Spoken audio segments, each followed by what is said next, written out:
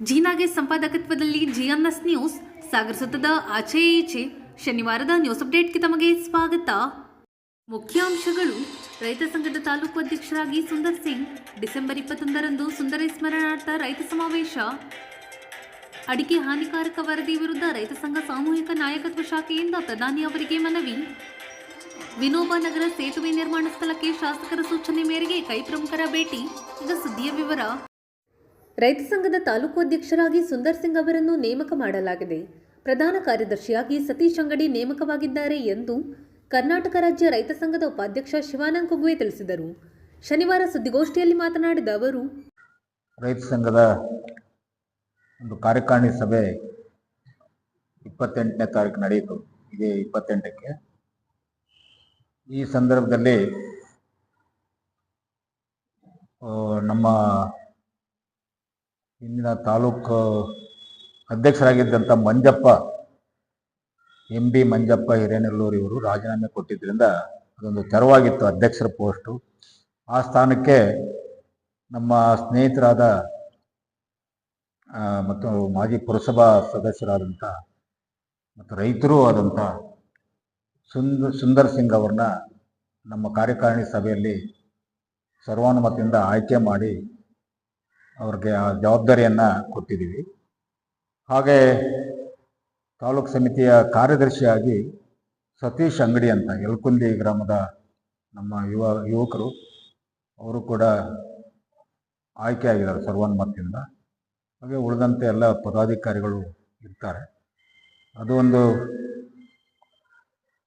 ಅದೇ ಸಂದರ್ಭದಲ್ಲಿ ನಮ್ಮ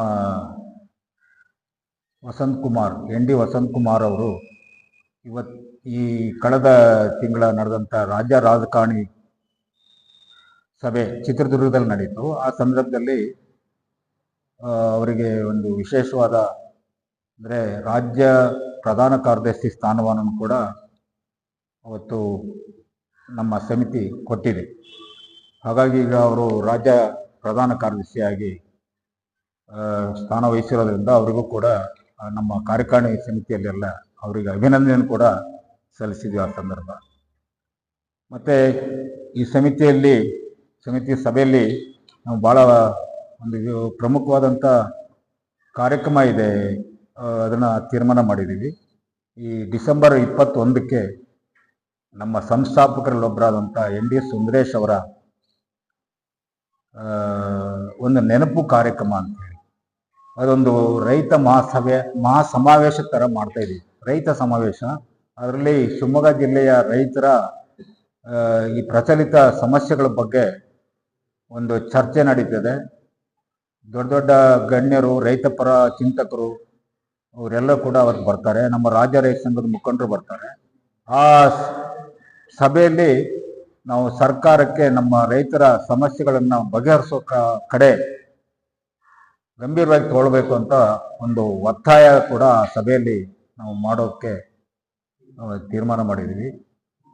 ಇದು ನಮ್ಮ ಇವತ್ತಿನ ಪತ್ರಿಕಾಗೋಷ್ಠಿಯ ಉದ್ದೇಶ. ತಾವು ಇದನ್ನು ಪ್ರಚಾರ ಕೊಡಬೇಕು. ಪ್ರಚಾರ ಕೊಟ್ಟರು ನಮ್ಮ ರೈತರೇ ಸೇರಿ, ಎಲ್ಲರೂ ನಾವು ರೈತರೇ. ಅಡಿಕೆ ಬೆಳೆಗಾರರು ಸಮಸ್ಯೆ ಭಾಳ ತೀವ್ರವಾಗಿದೆ. ಭಾಳ ಸರ್ಕಾರ, ಕೇಂದ್ರ ರಾಜ್ಯ ಸರ್ಕಾರಗಳು ಕೊಡಬೇಕಾದಂಥ ಪರಿಹಾರ ಕೊಟ್ಟಿಲ್ಲ. ಭಾಳ ಅದು ತುಂಬಾ ಆಗಿದೆ. ಈ ಸರಿ ಅಷ್ಟು ಬಹುಶಃ ಅಡಿಕೆ ಬೆಳೆಗಾರರು ನಷ್ಟಕ್ಕೆ ಒಳಗಾಗಿದ್ದು. ಅಂದರೆ ಅತಿ ಮಳೆ ಆಯಿತು, ಸಿಕ್ಕಾಪಟ್ಟೆ ಮಳೆ ಮತ್ತು ಕೊಳೆ ರೋಗ. ಆ ಕೊಳೆ ರೋಗದಿಂದ ಸುಮಾರು 60% 70% ಹಾಳಾಗಿದೆ ಬೆಳೆ. ಎಲೆ ಚುಕ್ಕಿ ರೋಗ ಬೇರೆ ಇದೆ ಜವಳಿದ್ದಲ್ಲಿ. ಇವಕ್ಕೆಲ್ಲ ಸರ್ಕಾರ ಒಂದು ಪ್ಯಾಕೇಜ್ ಮಾಡಬೇಕಾಗಿದೆ. ಆ ಪ್ಯಾಕೇಜಿಗಾಗಿ ನಾವು ಒತ್ತಾಯಿಸಬೇಕು. ಅಡಿಕೆ ಬೆಳೆಗಾರರ ಸಂಘದ ಜೊತೆಗೆ ನಾವು ಬೆಂಬಲ ಕೊಡಬೇಕು ಅಂತಲೇ ನಮ್ಮದು. ರೈತ ಸಂಘದ ರಾಜ್ಯ ಪ್ರಧಾನ ಕಾರ್ಯದರ್ಶಿ ND ವಸಂತ್ ಕುಮಾರ್ ಹಾಗೂ ರೈತ ಸಂಘದ ತಾಲೂಕು ಅಧ್ಯಕ್ಷ ಸುಂದರ್ ಸಿಂಗ್ ಮಾತನಾಡಿ ಹೇಳಿದ್ದಾರೆ. ಅದೇ ರೀತಿ ಉಳಿದವರು ಹಳಬರು ಏನಿದ್ದಾರೆ ಹಾಗೆ ಕಂಟಿನ್ಯೂ ಆಗ್ತಾರೆ. ತಾಲೂಕಿನ ಪ್ರಧಾನ ಕಾರ್ಯದರ್ಶಿಯಾಗಿ ರಮೇಶ್ ಹೆಗಿನ್ ಬೈಲು, ಮಹಿಳಾ ಅಧ್ಯಕ್ಷೆಯಾಗಿ ಜಯಲಕ್ಷ್ಮಿ, ಎಲ್ಲ ಹಾಗೆ ಕಂಟಿನ್ಯೂ ಆಗ್ತಾರೆ. ಅವರೇನು ಯಾರನ್ನು ಮತ್ತೇನಿಲ್ಲ, ಅಧ್ಯಕ್ಷನೊಂದು ಕಾರ್ಯದರ್ಶಿ ಒಂದು ಎರಡು ಮಾತ್ರ ನಾವು ನೂತನವಾಗಿ ಆಯ್ಕೆ ಮಾಡಿರ್ತಕ್ಕಂಥದ್ದು. ಇನ್ನು ಮುಂದೆ ಡಿಸೆಂಬರ್ 21 ಕಾರ್ಯಕ್ರಮ ಮೂಲಕ ನಮ್ಮ ಇಡೀ ತಾಲೂಕಿನ ಪ್ರತಿ ಹಳ್ಳಿಗೂ ತಲುಪಿ ಎಲ್ಲ ಕಡೆನೂ ಸಂಘಟನೆ ಮಾಡ್ತಕ್ಕಂಥ ಒಂದು ದೊಡ್ಡ ಗುರಿಯನ್ನು ಹೊಂದಿದ್ದೀವಿ. ಹಾಗೆ ನೀವು ಅಡಿಕೆ ಬೆಳೆಗಾರರು ಹೇಳಿದ್ರಿ ಸಮಾವೇಶ ಎಲ್ಲ. ಅಡಿಕೆ ಬೆಳೆಗ ಆವಾಗ್ಲಿಂದಾನೇ ರೈತ ಸಂಘ ಹೇಳ್ತಾ ಇದೆ, ಗ್ಯಾಟ್ ಒಪ್ಪಂದ ಆದ ಕ್ಷಣದಲ್ಲೇ ಹೇಳ್ತು ಮುಂದೆ ರೈತರಿಗೆ ಮಾರಕ ಗ್ಯಾಟ್ ಅಂದ್ರೆ ಏನು ಅಂತ. ಗ್ಯಾಟ್ ಒಪ್ಪಂದ ಆಗಿರೋದ್ರಿಂದಲೇ ಹೊರದೇಶದಿಂದ ಅಡಿಕೆ ತರಿಸಿಕೊಳ್ಬೇಕಾದ ಅನಿವಾರ್ಯತೆ ಇವತ್ತಿದೆ. ನಾವು ಬೇಡ ಅಂದ್ರೆ ಅವ್ರು ಕೊಡ್ಲೇಬೇಕು, ಯಾಕಂದ್ರೆ ಗ್ಯಾಟ್ ಒಪ್ಪಂದದ ರೀತಿನೇ ಆಗಿರೋದ್ರಿಂದ. ಭೂತಾನಿಂದ ಅಡಿಕೆ ಬರುತ್ತೆ, ಬೇರೆ ಬೇರೆ ಕಡೆಯಿಂದ ಬರುತ್ತೆ ಹೇಳ್ತೀವಿ ನಾವು, ಆದರೆ ಅದು ಬರ್ಲಿಕ್ಕೆ ಮುಖ್ಯ ಕಾರಣ ಆವಾಗಿನ ಗ್ಯಾಟ್ ಒಪ್ಪಂದ. ಗ್ಯಾಟ್ ಒಪ್ಪಂದವನ್ನು ತಿರಸ್ಕಾರ ಮಾಡಿ ಅಂದ್ರೆ ಯಾರು ಆವಾಗೇನು ಮಾಡಲಿಲ್ಲ, ಒಪ್ಕೊಂಡಿದ್ದೀವಿ, ನಾವು ಅದನ್ನು ಅನುಭವಿಸ್ಲೇಬೇಕು, ಆ ಸ್ಥಿತಿ ಇದೆ. ಆದರೂ ಕೂಡ ಅದನ್ನು ಕೇಂದ್ರ ಸರ್ಕಾರದ ಮೇಲೆ ಒತ್ತಡ ಹೇರ್ತಕ್ಕಂಥ ಜವಾಬ್ದಾರಿ ಎಲ್ಲರದ್ದು ಇದೆ. ನಾವು ಖಂಡಿತ ಮಾಡೇ ಮಾಡ್ತೀವಿ ಅದನ್ನು. ಬಹುತೇಕ ಹೊರಗಡೆಯಿಂದ ಬರ್ತಕ್ಕಂಥ ಅಡಿಕೆಯನ್ನು ಅವಾಯ್ಡ್ ಮಾಡಬೇಕು. ಮತ್ತು ನಮ್ಮ ದೇಶದಲ್ಲೇ ಅಡಿಕೆ ಕಲಬೆರಕೆ ಮಾಡ್ತಕ್ಕಂಥ ಒಂದು ಪದ್ಧತಿನೂ ಕೂಡ ನಿರ್ಮೂಲನೆ ಆಗಬೇಕು. ಅದು ಕೂಡ ಅಡಿಕೆ ಮಾರುಕಟ್ಟೆ ಭಾಳ ಬರ್ತಾ ಇದೆ. ಅಡಿಕೆ ಕ್ಯಾನ್ಸರಿಗೆ ಕಾರಣ ಅಲ್ಲ, ಅಡಿಕೆಗೆ ಹಾಕ್ತಕ್ಕಂಥ ಕೆಮಿಕಲ್ಸು ಬೇರೆ ಬೇರೆ ರೀತಿಯ ಮಾರಕವಾದ ಪರಿಣಾಮ ಬೀರ್ತಾ ಇದೆ. ಅದನ್ನು ತಡೆಯೋ ದಿಕ್ಕಿನಲ್ಲಿ ಎಲ್ಲ ಹಿರಿಯರು ಎಲ್ಲರೂ ನಮಗೆ ಒಂದು ಜವಾಬ್ದಾರಿಯುತವಾದ ಒಂದು ಸ್ಥಾನವನ್ನು ಕೊಟ್ಟಿದ್ದಾರೆ. ತಮ್ಮೆಲ್ಲರ ಸಹಕಾರ ಬೇಕು. ನಾವು ರೈತರ ಪರವಾಗಿ, ರೈತರ ಕಷ್ಟ, ರೈತರ ಸಮಸ್ಯೆಗಳಿಗೆ ಏನೇ ಇದ್ದರೂ ನಾವು ಅವ್ರಿಗೆ ಸ್ಪಂದಿಸಿ ನಾವು ಜಾಗರೂಕರಾಗಿ ಅವರಿಗೆ ನಮ್ಮ ಕೈಲಾದ ಎಲ್ಲ ಸೌಲಭ್ಯಗಳನ್ನು, ಸೇವೆಗಳನ್ನು ಕೊಡಲಿಕ್ಕೆ ನಾವು ಬದ್ಧರಾಗಿದ್ದೇವೆ. ಸಂಘಟನೆಯನ್ನು ಮಾಡ್ತೇವೆ.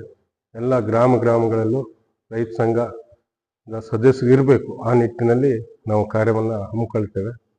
21ನೇ ತಾರೀಕು ND ಸುಂದರೇಶ್ ಅವರ ನೆನಪಿನ ಕಾರ್ಯಕ್ರಮದಲ್ಲಿ ಒಂದು ದೊಡ್ಡ ರೈತರ ಸಮಾವೇಶ, ಜಿಲ್ಲಾ ರೈತರ ಸಮಾವೇಶವನ್ನು ಮಾಡಿ ಅಲ್ಲಿ ಏನೇನು ಸಮಸ್ಯೆಗಳು, ಏನೇನು ಕಷ್ಟ ಕಾರ್ಪಣ್ಯಗಳು ಇದೆ ಎಲ್ಲದನ್ನೂ ಚರ್ಚಿಸಿ ಒಂದು ನಿರ್ಣಯವನ್ನು ಮಾಡಿ ನಾವು ಮುಖ್ಯಮಂತ್ರಿಗಳಿಗೆ, ನಮ್ಮ ರಾಜ್ಯ ಉಪಾಧ್ಯಕ್ಷರು, ಕಾರ್ಯದರ್ಶಿಗಳು ಹೇಳಿದಂಗೆ ಮನವಿಯನ್ನು ಸಲ್ಲಿಸಿ ಅವ್ರ ಜೊತೆ ಚರ್ಚಿಸಿ ಮುಂದಿನ ಗೋಷ್ಠಿಯಲ್ಲಿ ಟಿವಿ ಮಲ್ಲೇಶಪ್ಪ ಇನ್ನಿತರರು ಹಾಜರಿದ್ದರು. ಅಡಿಕೆ ಹಾನಿಕಾರಕವಲ್ಲ, ಅಡಿಕೆ ಕುರಿತು ಸಂಶೋಧನೆ ಮಾಡಲು ನುರಿತ ತಂಡವನ್ನು ರಚಿಸಿ ವೈಜ್ಞಾನಿಕ ವರದಿ ತಯಾರಿಸಿ ಸುಪ್ರೀಂ ಕೋರ್ಟ್ಗೆ ಸಲ್ಲಿಸುವ ಮೂಲಕ ಅಡಿಕೆಗೆ ಬಂದಿರುವ ಕೆಟ್ಟ ಹೆಸರು ತೆಗೆದುಹಾಕಬೇಕು ಎಂದು ರೈತ ಸಂಘ ಸಾಮೂಹಿಕ ನಾಯಕತ್ವ ಶಾಖೆ ವತಿಯಿಂದ ಉಪವಿಭಾಗಾಧಿಕಾರಿಗಳ ಕಚೇರಿ ಮೂಲಕ ಪ್ರಧಾನಮಂತ್ರಿಗಳಿಗೆ ಶುಕ್ರವಾರ ಮನವಿ ಸಲ್ಲಿಸಿದೆ. ಮಲೆನಾಡು ಭೂರಹಿತ ಹೋರಾಟ ವೇದಿಕೆ ಅಧ್ಯಕ್ಷ ತೀನಾ ಶ್ರೀನಿವಾಸ್ ಮಾತನಾಡಿ, ನೂರಾರು ಕೋಟಿಗಳನ್ನು ಖರ್ಚು ಮಾಡಿ ಅಡಿಕೆಯ ಮೇಲೆ ಕೆಟ್ಟ ಹೆಸರಿರ್ತಕ್ಕಂಥ ಕೆಲಸವನ್ನ ಇವತ್ತು ಮಾಡ್ತಿದ್ದಾರೆ. ಅಡಿಕೆ ಸಾವಿರಾರು ವರ್ಷದಿಂದ ಬಂದಿರತಕ್ಕಂಥದ್ದು. ಯಾವುದೇ ಪೂಜೆ ಆಗಲಿ, ಯಾವುದೇ ಕಾರ್ಯಕ್ರಮಗಳಾಗ್ಲಿ, ಹಿಂದೆ ರಾಜರು ಯುದ್ಧ ಮಾಡೋದಕ್ಕೆ ವೀಳ್ಯ ಕೊಡೋದಕ್ಕೂ ಅಡಿಕೆನೆ ಬಳಸ್ತಾ ಇದ್ರು. ಅಡಿಕೆ ಮತ್ತು ಸುಣ್ಣವನ್ನ ಬೆರೆಸಿದ್ರೆ ಅದು ಕ್ಯಾಲ್ಸಿಯಂ ಬರುತ್ತೆ ಮನುಷ್ಯನ ದೇಹದಲ್ಲಿ ಅಂತ ಇದೆ. ಹಲವಾರು ಜೀರ್ಣ ಶಕ್ತಿಗೆ ಸಂಬಂಧಪಟ್ಟಂಗೆ, ಆರೋಗ್ಯ ಕಾಪಾಡಕ್ಕೆ ಸಂಬಂಧಪಟ್ಟಂಗೆ ಹಲವಾರು ವಿಚಾರಗಳು ಅಡಿಕೆಯಿಂದ ಒಳ್ಳೆಯದು ಅನ್ನೋದು ಸಾವಿರಾರು ವರ್ಷದಿಂದ ನಮ್ಮ ಪುಸ್ತಕಗಳಲ್ಲಿ ಪ್ರಯೋಗದಲ್ಲಿ ಇವತ್ತು ನಡೆದಿದೆ. ಅದಕ್ಕೋಸ್ಕರ ಕೇಂದ್ರ ಸರ್ಕಾರಕ್ಕೆ ನಿಜವಾದ ಕಾಳಜಿ ಇದ್ರೆ, ವಿಶ್ವಸಂಸ್ಥೆ ಇವತ್ತು ಹೇಳಿಕೆ ಕೊಡ್ತದೆ, ವಿಶ್ವಸಂಸ್ಥೆ ಏಜೆಂಟ್ರ ರೈತ ಸಂಘದ ಎಂಬಿ ಮಂಚಪ್ಪ ಹಿರೇನೆಲ್ಲೂರು, ಗೂರಲಕೆರೆ ಚಂದ್ರಶೇಖರ್, ಕನ್ನಪ್ಪ ಹೊಸಕೊಪ್ಪ, ಜಯಲಕ್ಷ್ಮಿ ನೇದ್ರವಳ್ಳಿ, ದೇವು ಆಲಳ್ಳಿ, ರಮೇಶ್ ಐಗಿನಬೈಲು, ಬಂಗಾರಪ್ಪ, ಡಾಕ್ಟರ್ ರಾಜು ಇನ್ನಿತರರು ಹಾಜರಿದ್ದರು. ಸಾಗರ ನಗರದ ವಿನೋಬಾ ನಗರದ ಪೊಲೀಸ್ ಕ್ವಾರ್ಟರ್ ಸಮೀಪ ನೂತನವಾಗಿ ನಿರ್ಮಿಸುತ್ತಿರುವ ಸೇತುವೆ ಕಾಮಗಾರಿ ಸ್ಥಳಕ್ಕೆ ಶನಿವಾರ ಶಾಸಕರ ಸೂಚನೆಯಂತೆ ಕಾಂಗ್ರೆಸ್ ಪ್ರಮುಖರು ಭೇಟಿ ನೀಡಿ ಸ್ಥಳ ಪರಿಶೀಲನೆ ನಡೆಸಿದರು. ಈ ಸಂದರ್ಭದಲ್ಲಿ ನಗರಸಭಾ ಸದಸ್ಯರಾದ ಗಣಪತಿ ಮಂಡಗಳಲ್ಲಿ ಮಾತನಾಡಿ, 11ನೇ ವಾರ್ಡಿನ ವಿನೋಬಾ ನಗರದ ಪೊಲೀಸ್ ಕ್ವಾರ್ಟರ್ಸು ಮತ್ತು ಮಂಕಾಳಿಗೆ ಹೋಗೋ ರಸ್ತೆ ಒಂದು ಬ್ರಿಡ್ಜು ಸ್ವಲ್ಪ ವಿಫಲವಾಗಿತ್ತು. ಯಾಕೆಂದರೆ ಅದು ಸ್ವಲ್ಪ ಕಾಮಗಾರಿ, ಅದು ಹಳೆಯ ಕಾಮಗಾರಿಯಾಗಿ ಕುಸಿದೋಗಿತ್ತು.